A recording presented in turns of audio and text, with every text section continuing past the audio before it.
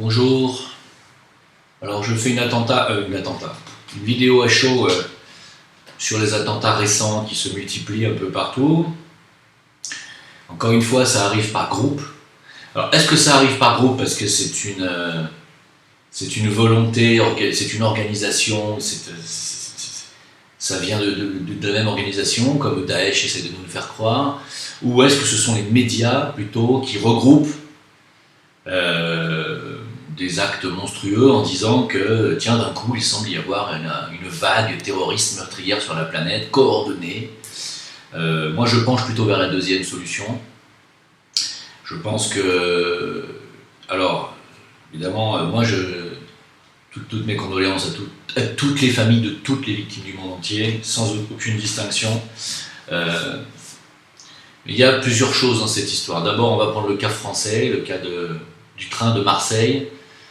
Je suis désolé de le dire, mais c'est un fait divers. Alors, vous allez me dire, mais c'est dégueulasse ce que tu dis. Ouais, mais ça s'appelle comme ça. C'est-à-dire que quand une personne est agressée dans un train, ça arrive tous les jours, des dizaines, des centaines de fois par jour, et on n'en parle relativement jamais. Alors, par exemple, je vais vous sortir un exemple tout à fait banal. Je sais pas, par exemple, est-ce que vous connaissez Sid Ahmed Rezala? Est-ce que ça vous dit quelque chose? Sid Ahmed Rezala, voilà, surnommé le tueur des trains. Alors c'est un type, je vais pas vous dire, je vais vous passer un petit peu son cursus, mais c'est un mec qui avait déjà été condamné pour viol d'un jeune garçon de 13 ans à la gare Saint-Charles, etc., etc. Tout ça dans les années fin 90. C'est un mec qui s'est suicidé en prison en 2000, vous voyez. Personne, je sais pas, moi j'en ai jamais entendu parler, vous voyez.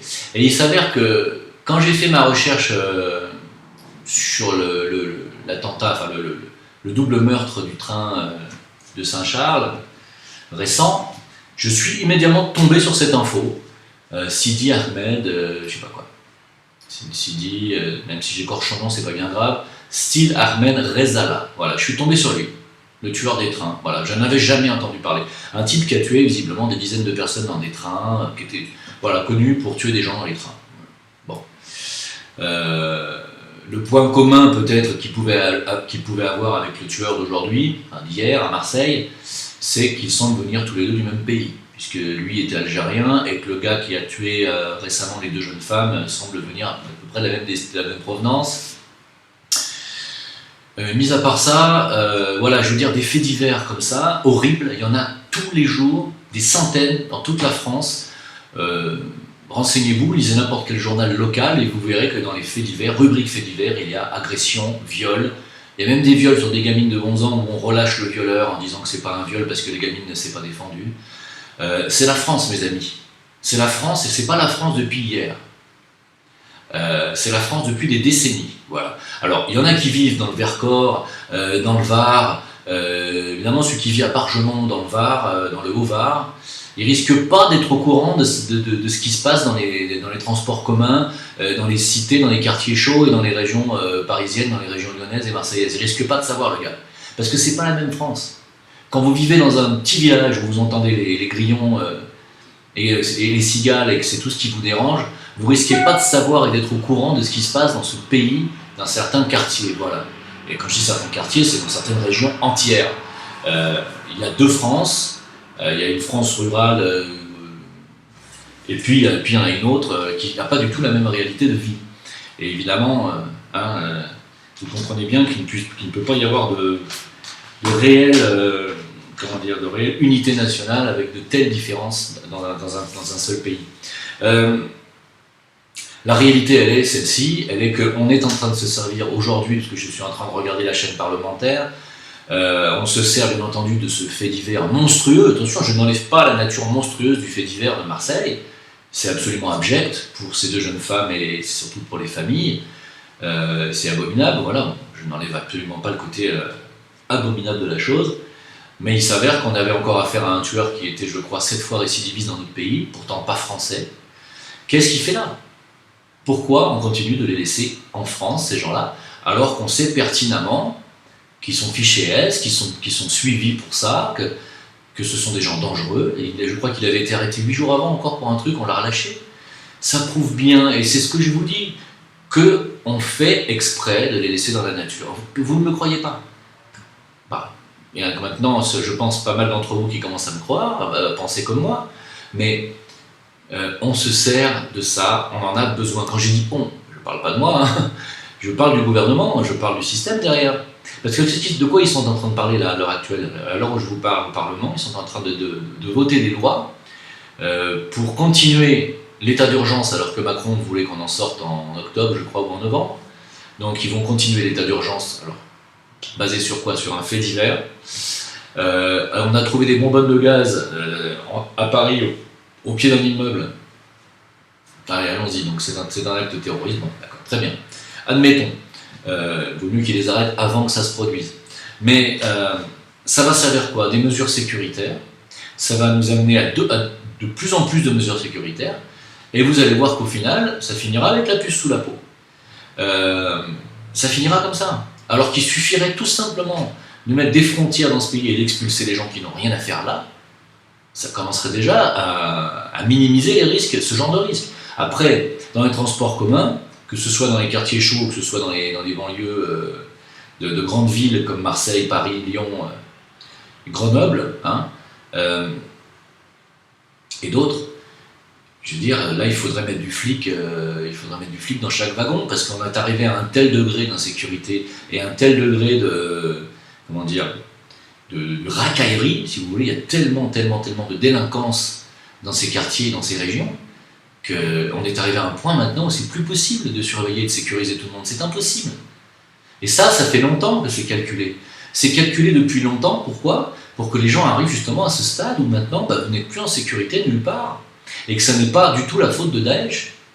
Ça n'a rien à voir avec Daesh. On dit Daesh revendique le truc de Marseille, mais Daesh va revendiquer aussi le fait que j'ai pris 2 places pour Dieudonné aussi. Parce que ça semble être aussi un acte criminel aujourd'hui de prendre des places pour Dieudonné. Vous avez vu, il est encore interdit dans certaines villes, mais c'est... Bon, j'en parlerai juste après parce que je trouve ça absolument inadmissible. Mais je vais continuer sur les attentats. Le but, il est là. Le but, c'est qu'on se sert de Daesh pour faire peur et diaboliser tout l'islam, tout musulman, et faire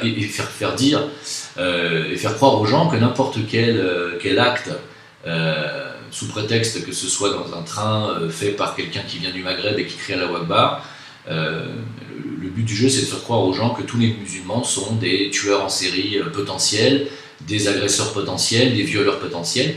Après, il y a une chose qu'il va falloir reconnaître à un moment donné. Et il va falloir qu'on en parle.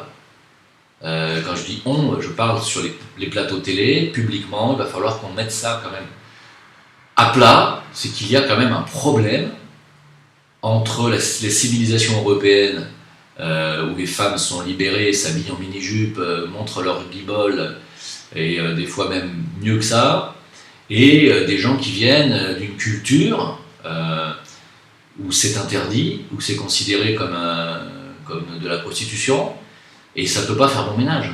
À un moment donné, il va falloir en parler. Je pense que vous avez bien compris que, effectivement, l'islam radical, et même un islam pas forcément radical, mais un islam pratiqué assez pur et dur, ou même pur, tout simplement, ne se mélangera pas avec la citoyenneté française et avec le fait que les femmes, comme ça, se baladent de manière très libérée dans les métropoles ou dans les rues de n'importe quelle ville de France. Ça ne fonctionnera pas. À un moment donné, il va falloir faire un choix. Soit les personnes qui sont d'origine musulmane et qui ont la nationalité française ou qui désirent l'acquérir viennent habiter en France en se pliant aux lois françaises et au fait que les femmes françaises sont libérées et c'est comme ça, soit il va falloir à un moment donné leur dire écoutez, voilà, vous venez plus ici, parce que si c'est pour violer les gamines, si c'est pour les matraquer ou si c'est pour les poignarder dans les trains, vous voyez, vous comprenez, à un moment donné, il va falloir en parler. Je ne suis pas en train de dire que tous les musulmans sont des tueurs et des terroristes potentiels, moi je ne le dis pas. Hein. D'ailleurs, vous allez voir ce que je vais dire après sur les attentats de Las Vegas, si on peut appeler ça un attentat. Moi je ne dis pas ça. Je dis juste que par contre, grande majorité des actes la majorité des actes terroristes et une grande majorité des actes comme ça, comme on dit, meurtriers et on peut dire barbares, viennent en majorité en France de personnes qui viennent de ces contrées-là. Hein. Et ça, c'est un problème, il va quand même falloir en parler à un moment donné. Hein. Voilà. Il faut le dire. Voilà, je ne mets pas tout le monde dans le même panier, mais il faut quand même à un moment donné le dire et dire les choses. Il y a des gens qui viennent d'une culture, et je parle d'une culture, je ne parle pas de race, on peut parler de religion, mais qui viennent d'une culture différente et qui fait que ça ne se mélange pas. C'est pas possible. Pourquoi? Parce qu'il y a 6 siècles d'écart, 5 siècles et demi d'écart d'évolution. Vous allez me dire, mais comment ça, 5 siècles et demi d'écart? Ben oui, on est en 2017 chez les chrétiens et on est en 1439 chez les musulmans, et c'est comme ça. Voilà. Donc à un moment donné, il va falloir mettre ça à plat et dire, bon bah effectivement, ça peut pas coller, ça peut pas coller, ça pourrait coller, et il va falloir à un moment donné prendre des décisions, parce que c'est pas possible. Alors concernant la tuerie de Las Vegas, évidemment, on nous dit que c'est un tueur isolé, un loup solitaire, un Américain tranquille. Pas tranquille. Le mec, il avait quand même 16 mitraillettes chez lui, dans sa maison, il avait des explosifs, des milliers de munitions, paraît-il. Étonnamment, c'est le fils d'un braqueur de banque. Son frère très étonné de ce qu'il a fait. Bon, le mec, il va à Las Vegas, il rentre dans un hôtel avec 16 mitraillettes ou 13 mitraillettes dans sa chambre d'hôtel sans que personne ne le voie. Pas un détecteur de métaux qui sonne, 13 mitraillettes quand même, avec des milliers de munitions. Moi je dis qu'il y a quand même, il va falloir réviser les machines de surveillance dans les hôtels de Las Vegas, parce que c'est quand même étrange, non? Je sais pas. Vous croyez que vous allez pouvoir réussir à rentrer dans un hôtel avec un détecteur de métaux, avec ne serait-ce qu'un couteau? Peut-être. Mais avec une mitraillette? Avec un flingue, déjà, ça me paraît difficile. Bon, c'est peut-être possible. Mais avec des mitraillettes, 16, 13, il les met où, le mec, les 13 mitraillettes? Comment il fait pour les passer dans une valise? Peut-être. Bizarre. Étrange. Grave défaillance du système de sécurité. Alors, pour un pays qui se veut ultra sécuritaire comme les États-Unis, le plus sécuritaire du monde, c'est juste raté, quoi. C'est-à-dire que ça veut dire que sous le prétexte que le deuxième amendement des États-Unis qui donne la liberté à chaque citoyen américain de posséder une arme à feu, n'importe qui peut se balader dans n'importe quel endroit public des États-Unis avec des flingues plein de falzars, passer les détecteurs de métaux avec 13 mitraillettes dans les poches, tranquille, avec des munitions, des grenades, peinards, et ils peuvent aller s'installer dans une chambre d'hôtel et tirer sur une foule pendant 4 minutes. Il n'y a pas de problème. Je sais pas. On nous dit bien ce qu'on veut nous dire. C'est possible que ce soit un tueur isolé. C'est possible. Ça peut être aussi un coup monté interne. Bon. En admettant que ce soit la vraie version, que ce soit vraiment un acte isolé, quand même un grave problème dans ce pays.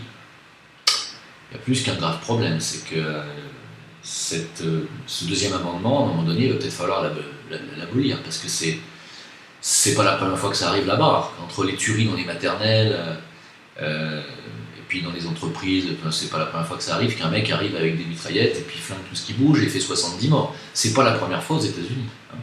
Et il n'y a qu'aux États-Unis que ça arrive, ce genre de truc.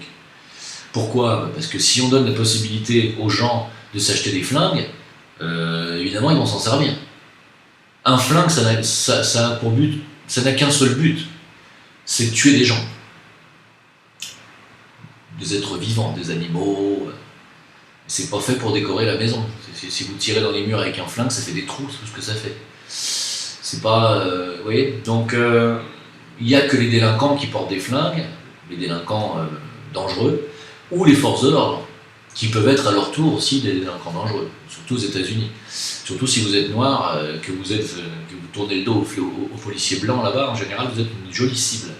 Mais c'est une tare, ce pays a une tare évidente, et cette tare, c'est de donner la possibilité à tout le monde, y compris à des gens qui sont des simples, des faibles d'esprit, de posséder des armes dangereuses, des armes létales. Et ça va pas. Et je suis pas du tout d'accord avec les gens qui en France disent va falloir s'armer parce qu'on n'est plus en sécurité nulle part. Si vous rentrez dans ce jeu, c'est la démission totale, primo du gouvernement et de la capacité des forces de l'ordre à faire leur travail. Mais surtout, ça va faire de vous des meurtriers en puissance. Voilà.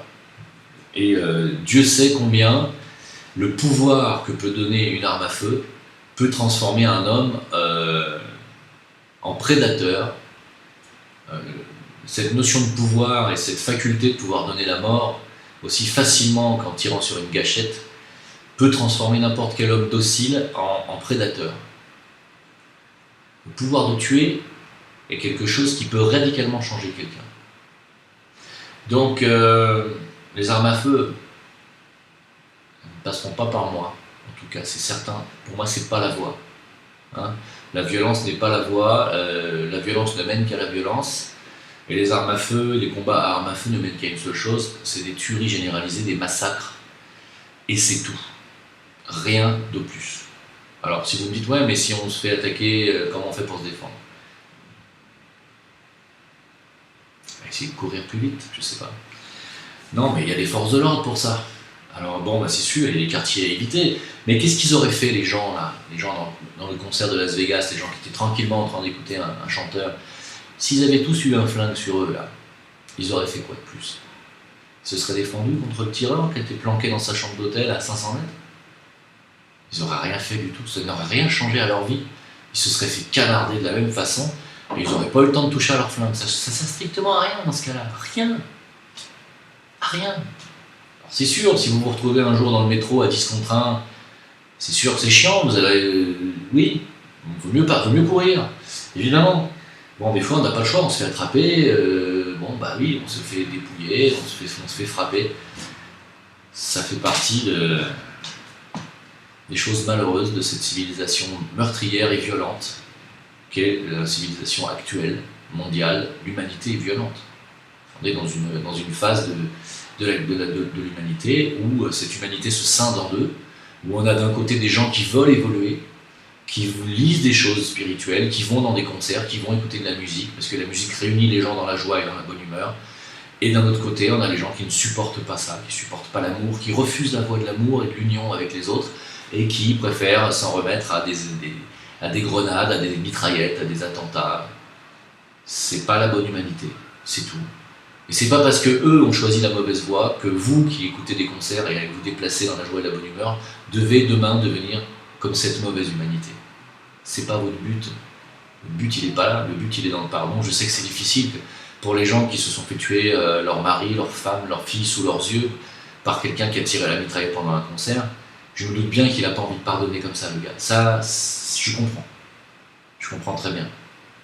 Et devenir un meurtrier à son tour, je crois que c'est la pire des choses qui puisse arriver à un être humain. Alors, c'est pas la première fois que ça arrive. Et puis, on a essayé, ce qui m'a fait tiquer, si vous voulez, c'est qu'on a essayé de nous faire croire à un moment donné que le mec s'était récemment converti à l'islam. Alors, je me suis dit quand même, l'islam c'est extraordinaire, ce que ça peut faire chez les êtres humains des fois. Ça a quand même un pouvoir de changement et de passage à l'acte quand même assez radical. Vous vous convertissez à l'islam et d'un coup vous prenez des mitraillettes avec des milliers de munitions et vous flinguez 500 personnes. C'est extraordinaire l'islam. Et je me demande jusqu'à quand on va prendre les gens pour des cons comme ça. Parce que des convertis à l'islam, moi j'en ai tout autour du ventre toute la journée ici où je suis, parce que tous les Français qui viennent épouser des Marocaines se convertissent automatiquement à l'islam, c'est obligatoire, et ça ne fait pas d'eux des tueurs en série pour autant. Je veux dire, une fois qu'ils sont sortis de la conversion, de chez monsieur Ladoul, si vous voulez, c'est les mêmes qu'avant. Hein. Donc tout ce que je voulais dire par là, c'est que bien entendu Daesh n'a absolument rien à voir avec cette tuerie qui est un acte isolé d'un pauvre fêlé de la tête, un blanc américain typique qui croit dur comme fer certainement à la toute-puissance de son pays, à la puissance de son armement, qui a des flingues plein les poches, plein de phasards, et qui d'un coup a voulu montrer certainement sa puissance meurtrière, qui n'a strictement rien à voir avec l'islam, ni de près ni de loin, et on essaie de nous faire croire une nouvelle fois que c'est sa conversion qui l'a rendu comme ça. Alors évidemment c'est de la manipulation, tout ceci c'est fait pour noircir et diaboliser l'islam une nouvelle fois. Voilà, ça fonctionne bien, puis comme ça arrive au même moment qu'une tuerie dans un train en France, ah bah voilà, c'est encore un musulman. Oui, sauf que là c'est pas un musulman, il en a tué 500, enfin 57 et je sais plus combien, 500 et quelques blessés. Voilà, donc on n'a pas besoin d'être totalement musulman pour être un connard. Je dis ça parce qu'on est toujours en train de faire croire que ce sont les musulmans qui font que des trucs barbares et meurtriers. La preuve que non, vous voyez. C'est comme les bouddhas, c'est comme les bouddhistes, je l'ai mis derrière moi parce que c'est pas parce que j'ai un bouddha en bois derrière moi que d'un coup je vais génocider de tout ce qui est musulman de près ou de loin. Hein. Certainement pas. Donc moi je dis aux gens, faites attention aux amalgames, parce que là c'est ce qu'on essaie de vous faire avaler. Là aujourd'hui, à l'heure où je vous parle, à la chaîne parlementaire et à l'Assemblée, ils sont en train de voter des lois qui vont être totalement liberticides pour vous, sous prétexte de sécurité.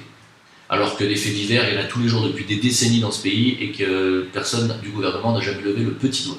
Voilà. Donc, c'est parce qu'en ce moment, ils veulent imposer de plus en plus de mesures sécuritaires. Voilà tout ce que j'ai à dire sur le sujet. Et donc, ce que je voulais dire sur la deuxième partie de cette vidéo, par rapport à Dieudonné, moi je vous ai dit la dernière fois qu'il fallait choisir son camp. Et moi, j'ai choisi clairement le mien. J'apporte mon soutien inconditionnel à tous les artistes français qui sont, que j'aime ou que je n'aime pas, et qui sont engagés ou pas engagés. Alors qu'est-ce qu'un artiste engagé? Un artiste non engagé, c'est Gad Elmaleh, c'est tous les artistes, Franck Dubosc, tous les gens qui nous font marrer pour des choses sympathiques, mais ça ne va pas chercher plus loin. Un artiste engagé, c'est quelqu'un qui commence à dénoncer des discours politiques et des programmes politiques, et qui apporte des idées même, et qui même conteste des idées de manière humoristique. Qui conteste le pouvoir en général. Hein. Un artiste engagé est quelqu'un qui s'en prend toujours au pouvoir en place. Donc c'est quelqu'un de courageux. C'est quelqu'un qui va déjà aller affronter un système et qui va se retrouver la plupart du temps avec des contrôles fiscaux parce que le système en général lui rend la pièce comme ça. Depuis Manuel Valls, le système ne rend plus la pièce aux artistes engagés seulement par des contrôles fiscaux, mais aussi par des interdictions de spectacle et aussi par un lynchage médiatique en bonne et due forme. Voilà. Sauf que dans le cas de Dieudonné, à un moment donné, ça commence à bien faire. Parce que depuis 2003, je crois, cet artiste est ostracisé, interdit de télévision, interdit de médias, interdit d'exercer son travail maintenant, puisque dans de nombreuses villes, les maires qui subissent des pressions du CRIF sont obligés d'interdire les spectacles de Dieudonné. Et ça continue. On est en 2017, ça fait 14 ans que cet artiste subit un lynchage généralisé, que les juges qui confirment ces interdictions de jouer dans certaines villes sont des juges qui travaillent pour BHL. À un moment donné, il va falloir que ça s'arrête tout ça. Parce que ça va trop loin. Hein. Que Dieudonné soit puni, qu'il ait été puni parce qu'il a fait une vanne dans un spectacle qui a déplu en haut lieu, parce qu'il s'est attaqué à des sujets qui sont un petit peu brûlants, parce que notamment le spectacle Le Mur de Dieudonné, qui a été interdit, hein, le premier spectacle en France, et même je crois en Occident, qui a été interdit par un conseil d'État, c'est scandaleux hein, ce que ça arrive en France. Mais moi je ne comprends même pas que vous n'ayez pas honte en tant que Français d'appartenir à un pays qui a été le premier pays dans le monde occidental à interdire un spectacle humoristique. D'autant que ce spectacle est très drôle. Ce spectacle Mur, il y a un sketch sur la pédophilie. Hein. Et évidemment, il parle de la pédophilie en très haut lieu. Voilà, donc je pense que ça fait partie aussi des raisons qui font que ce spectacle a été interdit. Donc qu'il soit puni sur un spectacle, l'interdiction sur un spectacle c'est une chose, mais qu'on continue à l'emmerder encore des années après, parce que c'est le CRIF qui pose pression et parce que c'est le CRIF qui est tout puissant dans ce pays, à un moment donné il faut le dire, et moi je le dis, j'en ai ras la casquette. Voilà. Et je soutiendrai, parce qu'il y a acharnement, je soutiendrai Dieudonné quoi qu'il arrive. Ah, l'époque est compliquée. Un homme relaxé pour le viol d'une fillette de 11 ans. Hein. Puis de l'autre côté, un humoriste condamné à 6 mois de prison ferme pour avoir fait marrer ses congénères, avoir fait des blagues dans un théâtre aux portes closes. Ah, où va ce monde? Oui, je vous dis ça parce que je viens de recevoir mon ordonnance d'incarcération. Oui, par le juge d'application des peines du tribunal de grande instance de Chartres, jusqu'à ce que notre expulsion sonne, arrive. Elle est imminente, cette expulsion, mes amis. Expulsion d'ailleurs dont se félicite le journal Time of Israel. Je me dis merde, à quoi ça regarde Israël, ces conneries? Ouais, Israël est très intéressé par cette expulsion. Des propos qui laissent d'ailleurs à penser que cette prétendue nation, Israël, aurait les moyens et les réseaux pour obtenir l'orientation de certaines décisions de justice française. En tant que Camerounais, bon, je ne suis qu'un touriste maintenant ici, je ne peux qu'être désolé de voir le peuple de France évidemment perdre son identité, sa souveraineté, son histoire. Bref, l'homme de bonne volonté est aujourd'hui perdu dans un pays où l'argent est roi. Les pressions constantes, en ce qui me concerne, les pressions que j'ai pu subir dans cette société et pendant ces années, cette société malade, cette société perverse, je l'ai observé de tous les côtés, j'ai observé qu'est-ce qui se passe. Le planning familial de l'Isère s'est dit choqué de mon sketch. C'est que j'ai répondu au maire, de manière tout à fait courtoise, au maire de M. Piolle. Alors là, j'invite le planning familial de Grenoble à venir à mon spectacle, donc au summum. Venez, le planning familial. C'est pour ceux qui ne connaissent pas, parce qu'il y a plein de gens qui ne connaissent pas le planning. C'est une organisation qui s'occupe un petit peu de tout ce qui est la sexualité de la famille, des enfants. C'est un peu étrange, un petit peu, leur façon de voir. Mais bon, ils voudraient vous donner des leçons de morale, si vous voulez. Bon, moi je dis, il faut voir. Je sais qu'ils réfléchissent en ce moment à mettre en place des cours de masturbation à la maternelle. J'ai dit, tiens, bon, moi je m'en vais, je me tire au Cameroun, donc quelque part ça me regarde pas. Mais je dis, tiens, je sais pas, pourquoi pas. J'ai entendu aussi mettre en place des cours de fist fucking en CM2. Moi je dirais c'est une société qui se cherche. Mais moi j'ai trouvé que c'est pas ici que j'aurais un avenir, ni moi ni mes gosses. Donc je sais plus qui fait quoi dans cette société. En tout cas, je les invite à venir voir mes spectacles. Et je précise au planning familial de l'Isère que, en ce qui me concerne, ma famille n'a pas besoin de vous. Au contraire, si vous pouviez rester le plus loin possible de ma famille, je préfère. Parce que pour mes gosses et l'avenir, tout ça, mais nous on est au Cameroun, on n'est pas français, donc normalement vous n'avez même pas à me parler en fait. Je ne sais même pas pourquoi vous me parlez, le planning familial de l'Isère. J'en ai parlé à mon directeur de publication, il m'a dit, mais t'as qu'à leur dire d'aller se faire enculer. J'ai dit, oui, mais c'est pas... C'est vulgaire. Et même si un jour il dérape vraiment, évidemment, sauf s'il tue quelqu'un, ou s'il frappe quelqu'un physiquement, c'est pas défendable. Mais même s'il dérape vraiment, ou s'il rate un de ses sketchs, ou si un de ses spectacles est mauvais, je continuerai de le soutenir, parce que c'est inadmissible de s'acharner sur quelqu'un de cette façon-là. Voilà. Et quand il va partir, parce qu'il va partir visiblement à la fin de cette année, il va quitter la France pour partir vivre en Afrique, et il a bien raison, pas moi qui vais lui donner tort. Dans sa dernière vidéo, il appelle même les Français à faire de même, et je ne peux pas lui donner tort, parce que dans ce pays, ça part en vrille. Voilà.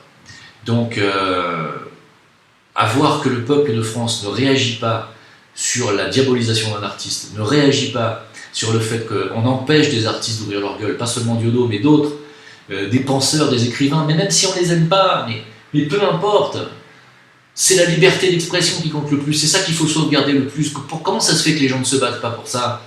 Je vous signale qu'il y a des gens qui sont morts pour qu'on puisse avoir cette liberté d'expression-là.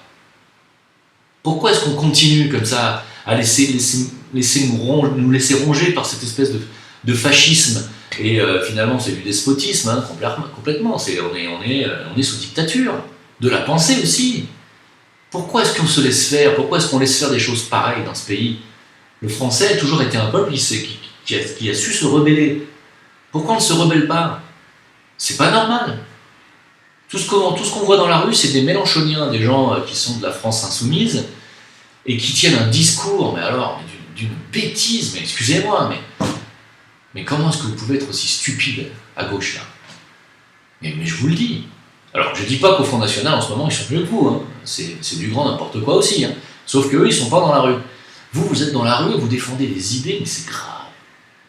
J'en ai entendu un dire, l'avenir, c'est la mondialisation, c'est pas le souverainisme national. Je suis totalement antifascistes, antiracistes, tous ces gens qui se trompent de bouc émissaire, qui pensent que l'ennemi se trouve chez le misérable, le miséreux de l'autre pays qui essaye de fuir la misère de son pays. Alors que je pense plus que cette misère est créée par ceux qui en profitent, les riches, ceux qui sont à la tête de l'oligarchie, ceux qui ont le pouvoir, ceux qui ont l'argent, qui s'enrichissent sur ces choses-là, qui se servent des mouvements comme le Front National, comme l'AfD, comme tous ces mouvements extrémistes pour pouvoir se maintenir à la tête des États. Si un jour, quelqu'un qui viendrait de ce qu'on appelle l'extrême droite vous tendait la main pour avancer ensemble, est-ce que vous l'accepteriez, cette main ? Pour lui mettre une claque, oui. Voilà. Disait Trump, chaque pays doit protéger ses intérêts. Oui. Ça c'est un faux. C'est faux. Je veux dire, les pays ils font partie du monde, de la planète, et les enjeux ils sont mondiaux, ils sont pas souverainistes. Waouh, t'es de gauche toi ? Waouh. Le mec il est de gauche, il veut se battre contre les lobbies et contre les banques et contre la finance mondiale, mais il veut la mondialisation. Mais tu sais que si tu es pour la mondialisation, tu es pour que les banques et les finances mondiales continuent de régner ta vie, mon gars. T'as pas compris encore ? Parce que les Mélenchoniens, ils sont pas pour la sortie de la France de l'Union Européenne. Mais si la France ne sort pas de l'Union Européenne, ça veut dire que la France, ça va continuer à être sous tutelle de la finance américaine, des Rothschild, entre autres, de la Goldman Sachs. Donc ça veut dire que tant que la France reste dans l'Union Européenne, comme le veut Mélenchon, eh ben la France continuera d'être le petit toutou de la finance américaine. Voilà le programme de Mélenchon. Et voilà les idées des Mélenchoniens. Mais vous n'avez rien compris au tableau, les gars. Rien. Comment est-ce que vous voulez défendre des valeurs sociales en défendant le mondialisme ? Mais c'est complètement antinomique, c'est impossible. Vous ne pouvez pas défendre vos valeurs sociales si vous défendez le mondialisme. Si vous défendez le mondialisme, vous êtes pour les banques mondiales. C'est l'inverse du social. Comment est-ce que vous pouvez être stupide à ce point-là ? Moi, je ne sais pas. Je ne comprends pas. Ça m'échappe. Ça m'échappe complètement. Puis alors, le discours de oui, mais puis bon, nous, on est contre toute idée fasciste, la xénophobie, le racisme, ça ne peut pas passer en France, nous sommes une terre d'accueil. Mais qui vous a dit le contraire ? Qui vous a dit le contraire ? C'est pas pour ça qu'il faut accueillir demain matin 1,5 milliard de personnes. Parce que des pauvres, il y en a tout autour du ventre sur la planète. Hein. Un pays est un pays. Si vous voulez qu'il reste un pays, il faut que le peuple reste aussi le peuple. Vous ne pouvez pas d'un coup l'envahir de gens qui viennent de toutes parts, sous prétexte qu'il faut sauver le monde. C'est pas possible. Et attendez, à un moment donné, il faut poser vos casquettes révolutionnaires et il faut un petit peu réfléchir 2 secondes. Comment voulez-vous que ce pays se relève ? Parce que pour l'instant, il est à genoux et il va s'aplatir. Comment vous ? Parce qu'avec le CFA, je crois, je ne sais plus comment ça s'appelle, le traité avec le Canada, là, ça va être une boucherie. Sachez-le, les agriculteurs vont crever et vous allez manger de la merde en barre. D'accord ? Et pour la santé, votre santé, ça va être mauvais. Et pour l'économie française, ça va être mauvais. Pour les agriculteurs, ça va être une catastrophe. Bref, vous êtes pour ça, et de l'autre côté, vous voulez défendre les agriculteurs ? Ça n'a aucun sens. Votre programme de gauche n'a aucun sens. Si vous défendez les valeurs sociales françaises, vous devez défendre la sortie de l'Union Européenne. Personne n'a jamais dit qu'il ne fallait pas faire l'Europe. Hein. Il faut faire une Europe des nations. Voilà, une Europe des nations coalisée, éventuellement fédérée. Certainement pas une Union Européenne qui veut la destruction des nations pour créer une super nation, parce que c'est ce que veut la finance américaine, créer une super nation qui sera sous le joug de la super finance, et vous aurez de moins en moins de droits sociaux, et vous pourrez de moins en moins défendre vos acquis sociaux, les droits des travailleurs, les droits des agriculteurs. Et plus vous allez aller vers une Union Européenne comme celle qui est actuellement, celle que veut Macron, et moins il y aura de droits pour vous et pour les travailleurs. Pourquoi vous ne comprenez pas un truc aussi simple ? La seule façon de défendre vos droits est de protéger ce pays, de mettre des protections, des frontières, de vérifier qui rentre, qui sort. C'est la seule façon. Il n'y en a pas d'autre, ça n'existe pas. Le reste, c'est de l'utopie. Voilà. Donc j'ai bifurqué des attentats sur ça, parce que ce sont les 3 sujets qui m'ont... voilà.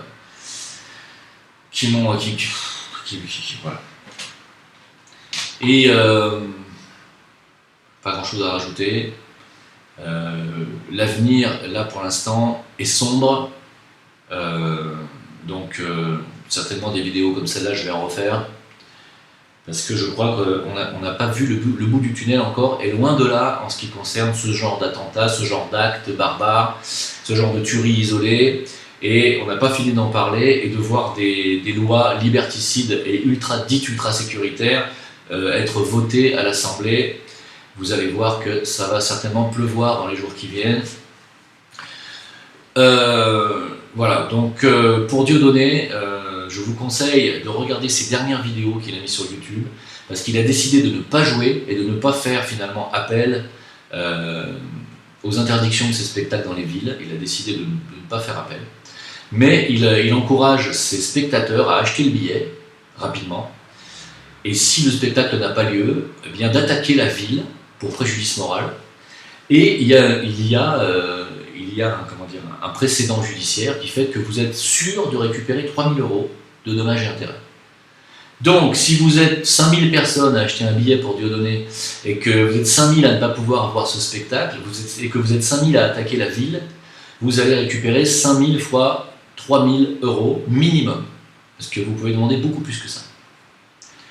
Le minimum, c'est 3 000 €. Voilà. Donc, je vous conseille de le faire, moi, parce que je trouve que c'est absolument génial de se servir des lois françaises pour se retourner contre le système et ses propres tares.